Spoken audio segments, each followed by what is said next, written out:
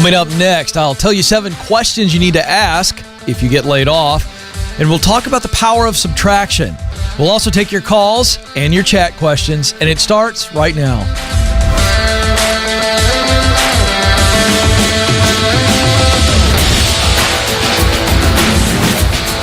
I'm coming to you live from Ramsey Studios in Nashville, and you are joining a conversation about who you are, what you were created to do, where you can and want to do that, and how you can get there.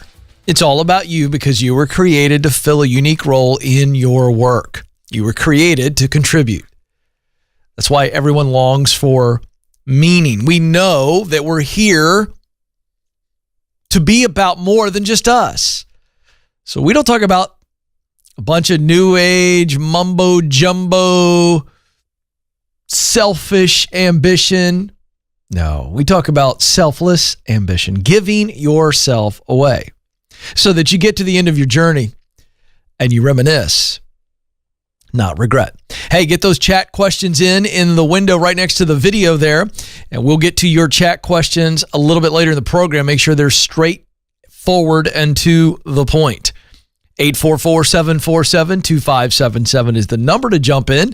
Somebody needs to call today. You're just one phone call away. Madison is standing by. She'll take good care of you. She'll get you all prepped up and ready to go. There she is in her position. Joe's got his hands on the knob. Nathan, the director, he's in charge. We even got Amanda in here today. She must be learning something, so that's exciting. Everybody here at Ramsey Solutions, always training, always learning something new. So the crew is ready to go. We're here for you. So when you look at the amount of unemployment and how it is stacking up, I hope it begins to subside, and I believe it will. However, want to give you some practical things to do if you get jolted by being laid off. It is a very uncertain time. And in times of uncertainty, fear and doubt start to arise, and we're not thinking clearly. So just want to give you 7 things you need to ask immediately upon being laid off if it happens to you. This comes from the Harvard Business Review. Going to go through these real quick. First question is, when will I receive my last paycheck? Will I get paid for my unused vacation time? Second question, will I receive severance? How long will I have to exercise, how long will I have to exercise my stock options? That's, of course, if you're in a public company and you have some stock options. Is the company offering healthcare coverage after my last day of work? And if so, how long? Will you provide a reference for me? How can I get copies of my performance reviews? And what will happen to my 401k? All of these are very, very practical questions. They're not pushy. They're not obnoxious, but it's really important that you have a good grip of what is available to you and what is not, so that you can step into the next chapter of your life as informed as possible and as equipped as possible. Don't assume that your direct report is thinking of all those things. They're under pressure as well. So again, asking those questions, and then HR will help that leader, if they don't know, get those answers. It's really, really important. But I can tell you this, folks. I know that the unemployment numbers continue to go up, but I'm telling you soon we'll see those numbers go down as states across the United States open up, and I'm telling you they are, and that's really good news. So consumer confidence goes a long way. So get your head up. We're here to help you in this storm.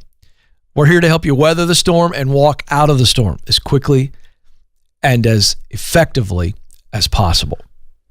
844-747-2577 is the number. 844-747-2577.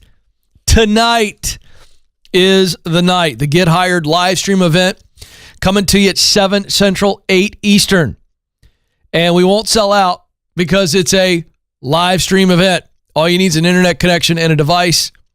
$10. We have a $25 tier as well. Get you a book and the ticket for tonight, but it's $10.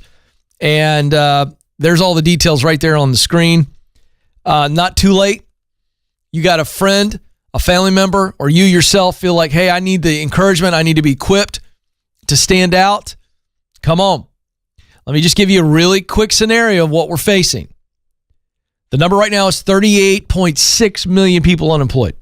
Let's round that number down to 30 million for easy math. I said this yesterday, but I want you to grasp this. If 30 million people on average submit 5 resumes, that's 150 million resumes. It's closer to probably 10 on the low end. So it's 300 million. It's easy to see that it could be more than 20. Now you're looking at 600 million resumes. Those numbers are really, really big. And I don't want to discourage you, but I want to encourage you that we have the plan that'll help you stand out. So if you're new to the program, come on tonight. It's $10. $10. And I promise you, the return on that investment will be extremely good. So go to kencoleman.com/events, get your ticket, kencoleman.com/events. And you know what? If you're not tight financially, then again, $10 is $10. Buy this ticket today for somebody and say, hey, show up. This will really equip you and encourage you, help you stand out. 844-747-2577 is the number. Let's go to Natalie, who joins us in Los Angeles, California. Natalie, you're on the Ken Coleman Show. Hi, Ken. Thank you for taking my call. You bet. What's up? So I had a question regarding making a midlife career change. I am 36. I've been working in health insurance sales for 14 years. It's been extremely lucrative, great, but unfortunately makes me feel dead inside. Yes. So I've been pursuing, for the last 10 years, I've been pursuing a career in law enforcement, federal agencies, local agencies. Unfortunately, I've gotten really far in the process, and it's just never gotten anywhere. So I kind of this last Hold on a second. Well, hold on. I just real quick interruption. You've gotten pretty far in the process, so that's impressive. So let's turn that into a positive because you've gotten that far. I just want you to have a better mindset on that. Keep going. Yeah, this last time I was like 6 weeks out from an academy and was rejected at the very last step. So I kind of told myself I've been trying for 10 years. I'm 36 now. This is going to kind of be my last shot. And I was rejected, unfortunately. So now I think that's why I've lasted so long in insurance. I was always kind of working on something else. Yeah. And now I feel even more stuck than ever because I'm not working towards anything else. So I'm just kind of wondering, how do I find something else okay, well, keep going? That's not going to be difficult, okay? It's not. Mm-hmm. But I want to first find out why you were rejected. Are they giving you specifics? So when you apply for the federal government, they don't. They just send you a decline letter. This last one, unfortunately, told me it had I was married in the past 10 years ago, and it had something to do with my ex-husband. So they said that they felt like I was lying about where he is right now. So there's really nothing I can do about that. And this last time I even had somebody kind of hand-holding me the whole way, a good friend in the department, but it just didn't. Okay, so that's on the federal level. Unfortunately. So this last one was a local. It was a county sheriff. So you feel like it's time to move on to something else? I do, because I've tried probably 10 different agencies. Okay, great. Throughout all right. This whole time. I just wanted to make absolutely sure. All right, so, but here's the good news. We have a lot of information that I call clues that are in this pursuit that you've been trying for 10 years. That's passion. Yes. Natalie. Yes. That's passion. You have suffered for this. That's passion. Yes. So let's talk about the why. Why have you pursued this so diligently? What's the why that you know in your heart? This is why I wanted to be in law enforcement. Describe that. So my father's retired LAPD. Mm-hmm. I think I just grew up with this like responsibility or doing something important, serving a community. Yeah. And I've just wanted that for all this time. So serve and protect. Serve and protect. I I think that's what's so draining about health insurance. It's just about sales. It's just about numbers, and I don't feel like I'm serving anything. Yeah. Like, it's just got to get those numbers up, got to sell. What would be the dream? What would have been the dream position had you made it into law enforcement? Describe what you'd be doing. My number one dream was FBI special agent, and I tried for that twice. Okay, but what? So tell me it why. Was like detective, trying to research things, uncover something, analyze a case, and I guess provide closure for... Good. Let me ask you a question. Have you considered other fields that are not in the law enforcement sector, but essentially have all of the same elements of that special agent in the FBI? No, I've done nothing else but law enforcement. Okay, but you need to. So let's put you to the test real quick, and then I'll let you go because that's going to be your homework assignment. See, here's what's great. I know it's been disappointing, and I think it's now moved on to frustration, right? Yeah. But you just you threw out a couple descriptors of why you wanted to be a special agent. And so that's fresh on your mind. I want you to just off the top of your mind go, what's another position in the private sector, that would allow you to do those things every day, the things that you really love to do? Take a guess. I got 2 or 3 in my mind. This shouldn't be that hard. Oh my God. I don't know. Okay. All right. I'll help you out. Because I'm not trying to put you on the spot. I just want you to see the connection. Okay. So I've got a good friend whose husband is a private investigator. Okay. And he does pretty well. Doing private investigating for insurance companies, for corporations, where, for instance, somebody will file a workers' comp claim or something like that, or he'll do things for all types of different corporations, not just insurance, but he's doing private investigation and getting to the bottom of things, getting closure. That's just one thing. I'm not trying to lock you into one thing, but I want you to see where you go, oh. And then I wonder if higher level security type stuff. I'm not talking about the mall security cop. I'm talking about corporate security, things of that nature, other investigative roles. I think you need to be looking into that because I think there's a whole lot more you could be doing that is very similar to the FBI special agents, just not actual law enforcement. Okay. Do you see that? Yeah, I do. I think I just went through a period of feeling really trapped. Well, of course. And just kind of like, I guess I'm stuck. Of course, because you went after one thing. Okay? Right. Are you a sports fan? I love sports. Okay, great. This is just a weak analogy, but it'll make my point, I think, a little bit better for you. So you know who Tim Tebow is, right?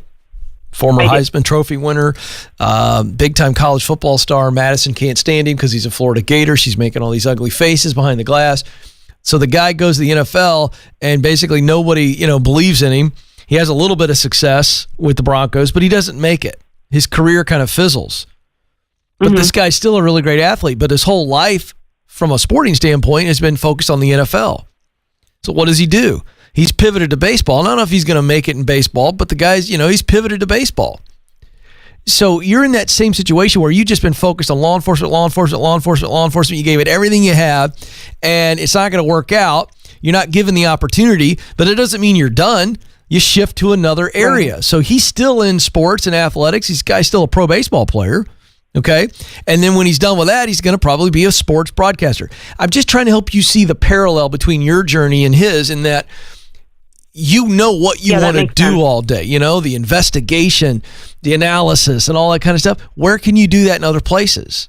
And that makes sense. I don't even know if it's cybersecurity. I don't know what kind of technology requirements you'd have to have, but I just see you potentially being in it. And what's interesting to me is you're in the insurance industry.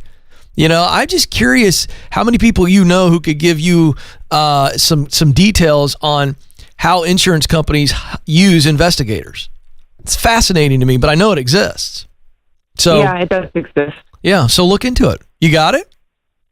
I do. Thank you so much. I want you to be encouraged, Natalie. You got a lot of opportunity in front of you. 844-747-2577 is the number. Let's go to Lynn in Oklahoma City, Oklahoma. Lynn, you're on the Ken Coleman Show. Hi, Ken. Hi, Lynn. What's going on?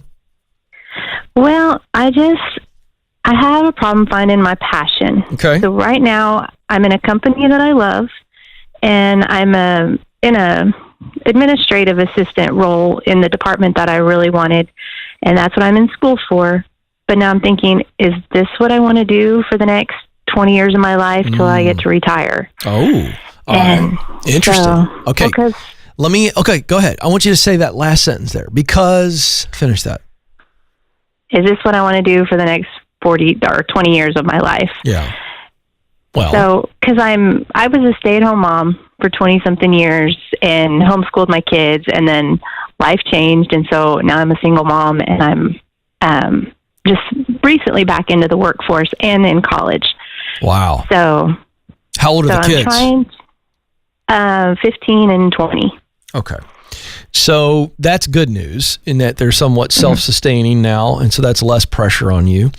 Tell me about the division. You got the admin assistant role in the division of the company that you wanted to be in. Why'd you want to be in that division? Tell me more about that. Well, it's an HR department.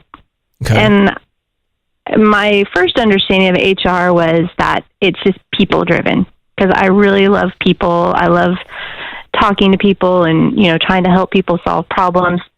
And I'm afraid that as deeper I get into it, it's going to be more laws and regulations, and which is fine. And I do love the company I work for. I just can't see myself working for the same person for the next 20 years. Oh. As my... So wait a second. Do we have some concern about the leader of that department? A little bit. Okay, great. A little. But hold on a second. We got to make sure we understand what's really happening in your brain right now. Are you questioning something that you were excited about before because of the person there? And then are you also, there's no question, but guess what? You don't have to work for that person. Maybe you move up the ladder within this current company and you get that HR experience, and that leader still is there, and it confirms, I don't want to be under this leader for much longer, but now you can transition out into an equal or maybe even greater HR role in a better company, better culture, better leader situation. I just don't think you have to accept that lid. And it's making you question something, and I think it's the wrong motivation for the questioning. If you said to me, I'm in admin assistant role in HR, and now I've been able to assess all the different HR roles, and I now know that none of those HR roles would make me feel like I was helping people solve their problems. That's different. But I'm not hearing you say that. Not completely. So here's my issue. Let's remove that leader from the equation. And let's look at the actual roles within HR. Have you done enough research inside the building, taking these people to coffee or lunch, or just talking to your teammates that are in these different roles and really getting an understanding of what it is that's involved in the role? Have you done that? I have. We're a small company. And? We're small. Is there anything in there that you go, ooh, I would dig that role? Yeah, there's lots still. Well, wait a second. So we just confirmed what's really going on. You have found multiple roles in HR that you could get passionate about. By the way, you lit up when you said, I wrote it down, Ken, I just love talking to people and helping them solve their problems. Well, if you found some roles in this small company, great company, you said, that you can enjoy because you know you're going to be helping people and solving their problems, then I think you stay and you try to move up into that role. And then if the leadership situation doesn't take care of itself, then you can move on. But I don't think you try to question your path when it's just a person that's making you question the path. Am I making sense? Yeah, complete. How do you feel about that? I feel better about that because I felt like it was, well, if this isn't going to work, then I need to go somewhere else. But I don't want to. Good. You don't have to. And I don't want to take a step back and go to a different department. No. Because this is what I've wanted. Then do what you want and be a big girl and deal with the leader who may be a bit difficult. It doesn't sound like it's massively toxic. No. Because you said it's a great company. So what's the rub? What's the rub? What are you most concerned about with this leader? Just the micromanaging and Yeah. yeah. Does this leader micromanage everybody? I'm the only one under her. Oh. Well, you're her admin assistant. Mm-hmm. But if I'm understanding this correctly, if you get promoted, you will no longer work for her, correct? I still would, actually. So what is her title or position? Director of HR. Oh, and you're just the admin assistant. So what would be the role that you could get promoted into, or roles that you've identified? Mm-hmm. It would still be an HR department. It just would be, I'd be more, not an equal, but I'd be a lot higher up than, doing more than I'm doing now. Well, again, I have no concerns because of what you just said. Sounds like micromanaging is it's kind of like that little gnat that flies around you at the picnic. You know what I'm talking about? Mm-hmm. Comes around and you're just like, oh, Jesus, gnat. Doesn't ruin your day. Doesn't ruin the meal. It's a little bit of a nuisance, right? Mm-hmm. Yeah, I'd focus on the meal. Focus on the setting. Okay. Hanging with the family. You see what I'm saying? Like at the picnic, if you're really bothered by the gnat, we got a real problem. All right?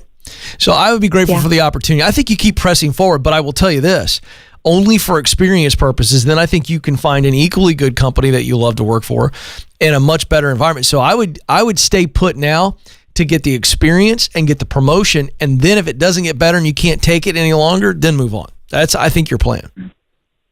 Okay. Go, Lynn, go. Proud of you. Thank you so much for the call. 844-747-2577 is the number. 844-747-2577. Let's go to the chat room. Lori writes in, hey, Ken, how do you stop analysis paralysis during the discovery stage? Yeah, I love this question. 2 ways to do it. Get somebody else in there. After you've got that good list of this is what I do best, my talent, this is what I love, this is the work I love to do, that's passion, and these are the results that matter most to me, mission. Once you got the list, bring somebody in your life that's a truth teller, not the friend who just won't ever say anything other than, you're wonderful, Lori. We don't want that.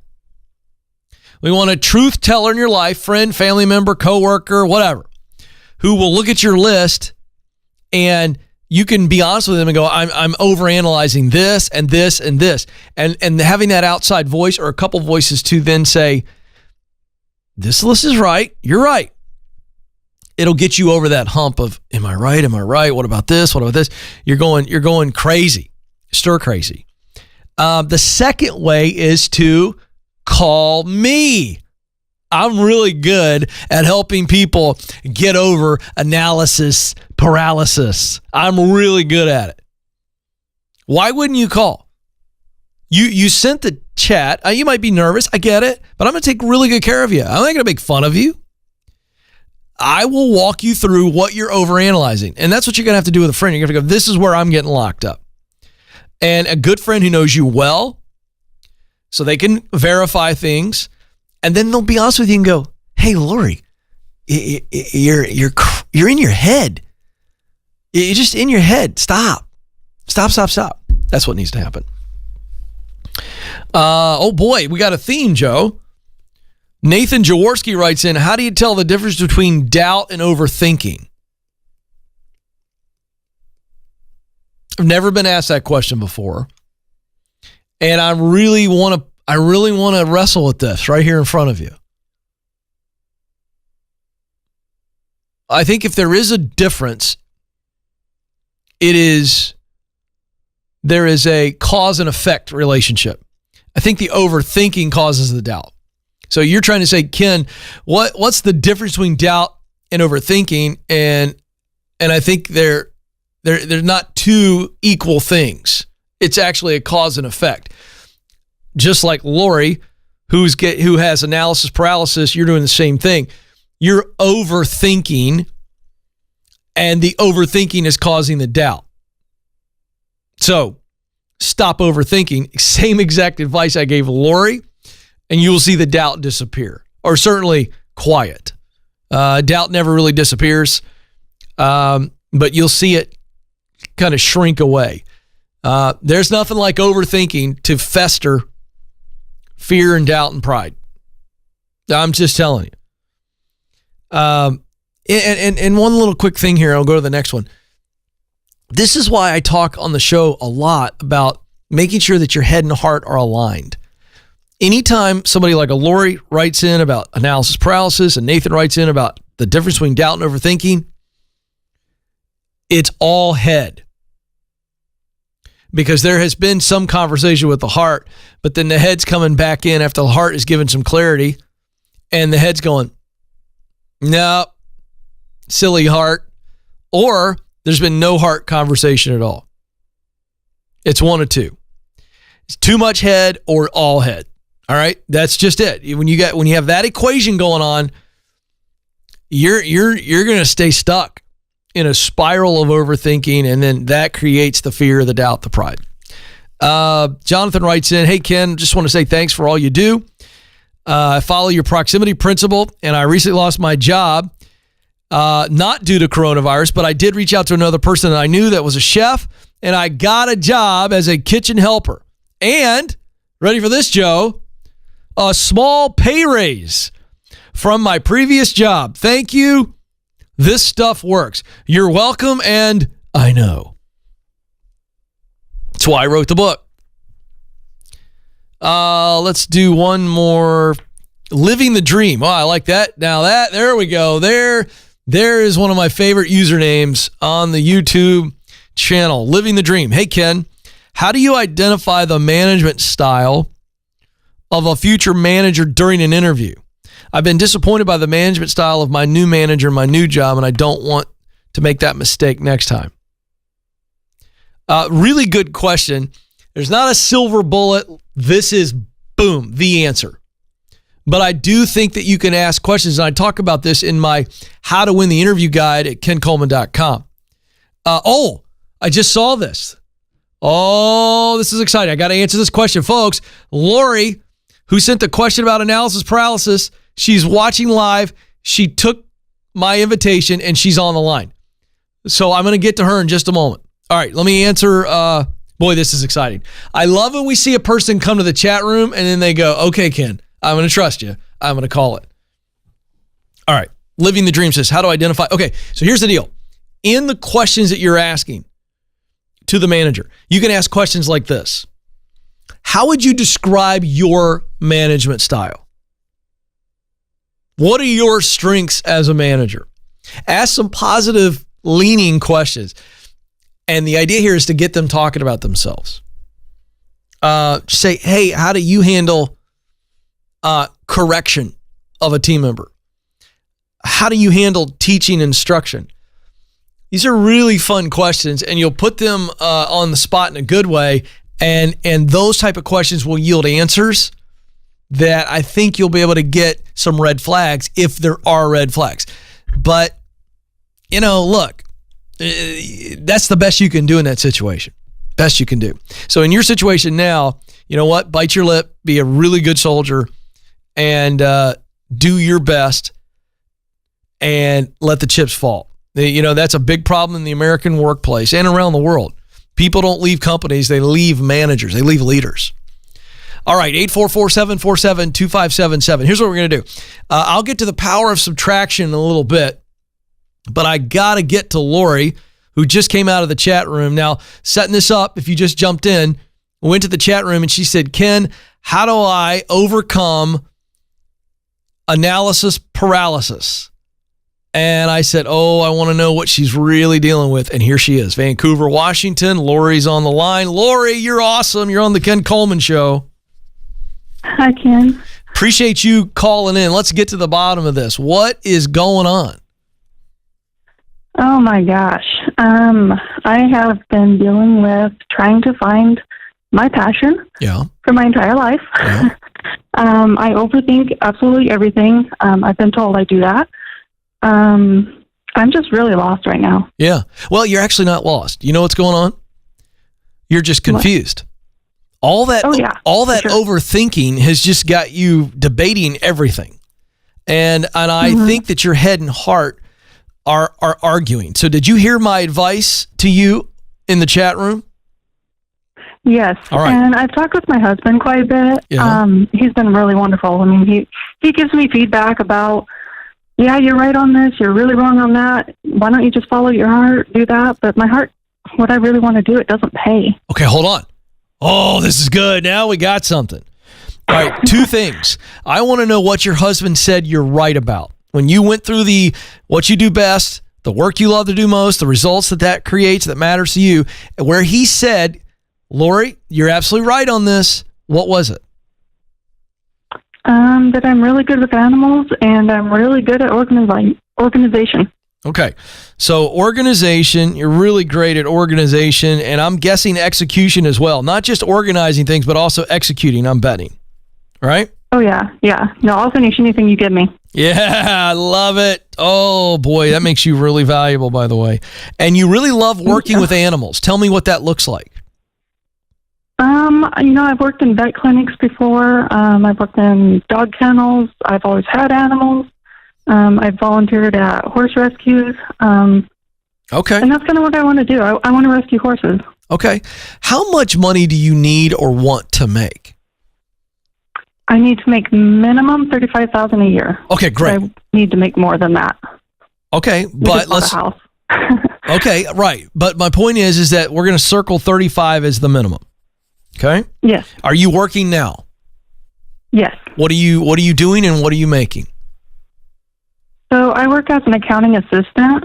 Okay. I have a lot of degrees. I have a bachelor's degree in humanities. I have 3 associates, one in accounting, one in marketing, and one just general. Okay, great. How much are you making? 35. Okay, great.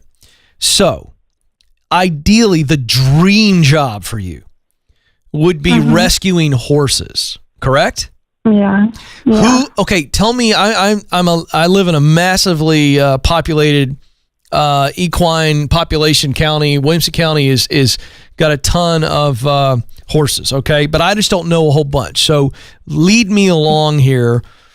Who are the organizations that are rescuing horses? Are those nonprofits?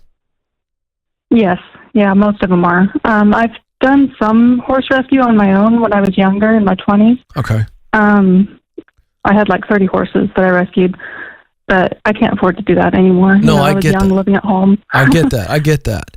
Okay, so let's step back from a moment. Let's step back from that would be the dream where financially you were able to do that. Maybe not 30 horses, but maybe 2 or 3, okay? And let's just look at, it's not just horses. I mean, you love animals. You've worked in a veterinarian clinic before. Did you enjoy that work? Oh, I loved it. Of course you did. Why? You love animals, and if you can take care of animals and keep them from becoming unhealthy, or you can help them get healthy, boy, that's a good day. Even if you're not the doctor or the vet, if you're involved, that's a good day for you. Oh, absolutely. Okay, so what would it take for you to get a better paying job in the animal business? What would the qualifications need to be for you to get a better paying job than just the veterinary assistant? To become a veterinarian? No. I'm just saying, are there other jobs besides being a veterinarian? I've looked into more jobs with it. The thing with animals, people don't really pay for that. I mean, everybody loves their animal, but unless it's like a vet bill, no one's going to pay for that. Right, but what I'm saying is when I go to a vet's office, how many different positions are in there? I know you got the people at the front desk. I mean, I just don't. Yeah. What are we talking about? What are the positions? There's the receptionist, a vet tech, a vet assistant. I've been a vet assistant, and then I've been a kennel person too. Okay, does the vet tech pay better than the vet assistant? It does, but it doesn't pay as much as what I'm making now. Okay, all right. So what are the specialty areas in that animal space? You understand what I'm saying? Are there any specialty areas where we're now going up to the next level? We're going beyond veterinarian and we're going into where it's a bigger money industry. So is it horse farms where, that's big money? I mean, I'm just asking you. I just don't know that world, but I'm guessing that are there horse farms and breeders and things like that in your area? There are. It's really hard to break into the local community with that. No, it's They're not. really tight knit around here. No, it's not. You could break in there in a year or two. You could break in. It's just all about relationships. And Lori, That's another thing that I'm concerned about is I have a bad back. I can't do a lot of physical labor. I used to be able to, but I haven't been able to in the last couple of years. The doctor said I probably will never be able to. So I'm probably looking at like a desk position, honestly. Well, okay. I wish I had that information 5 minutes ago. I'm sorry. It's okay. I'm just saying, if you can't actually do the work you want to do, then you're going to have to accept that and say, what does that look like for me? So can you like to help animals somehow? Well, like behind the scenes. That's what I think we're going to have to shift to, unless you can get into some type of desk job, administrative role, helping run a farm business. You see what I'm saying? Like a horse farm business. I think that's possible. Why wouldn't you look into that? Can I make 30 grand? Could I make 35? Helping run, an equestrian business or a horse farm or something like that. Because then you'd be around the horses all the time and you'd be doing something. I mean, you're an accountant. You've got a lot of skills you bring to the table. What if you were trying to find a couple really healthy horse businesses or even some other type of animal business in your area, and they're making good money? Don't you think they might need a good office manager, business manager, comptroller, accountant? I actually thought about becoming an office manager. My husband thought that was a bad idea, though, because Why? I would have to manage other people. Nah, and no, you don't. he says I would hate that. Would you? Oh, yeah. I've been a supervisor before, and I hated it. Well, okay, so I'm looking, when I say office manager, I'm not thinking you're running a team of 20 people. I'm thinking that you're the true admin numbers person, but I think you're looking for an accounting bookkeeping role. That's what I think.